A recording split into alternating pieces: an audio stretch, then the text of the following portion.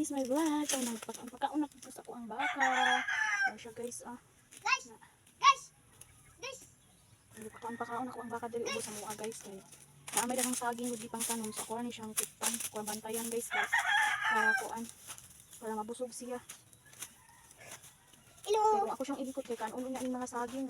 Dugol man kay mga saging guys. Saging ni sa ako ang papa. No? Nara ko ang balay ato nahan guys. Para guys, ito, muna kong balay diha guys. Nara ko sa ubos. Kadagan mga makaong dili good guys, no. Naisaging man good. So ako ara siyang bantayan guys para mabusog siya. Hapit naman siya mabusog kay taon-taon naman po kung napakaon niya diri. So mabusog ni Sharon guys, kaya kainom na po siya nako. Kaya ganinang mud ko siyang gipainom ganinang mud to. Wala mo inom ba padawan niya rong hapon.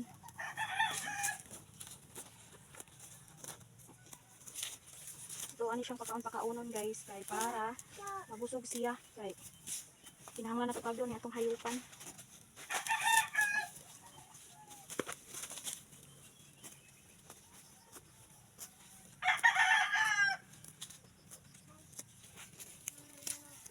Usahay guys, kaya ako siyang kumpayan sa kuan kanang nagpupulan mangumpay guys. Usahay ko kay pulaan ko mangumpay diri kay kalibunan kaayo nya. Wala na kaayo kugon nga magalab diri duos mo ba. So muna ako na lang pud siyang pakaon-pakaunon no. Ako na lang siyang pakaon-pakaunon para mabusog siya, mabusog naman na siya guys. So ako na siyang pakaon-pakaunon para mabusog jud siya. Kalayan ko buhat ang baka guys ba. So, thank you for watching guys. See you the next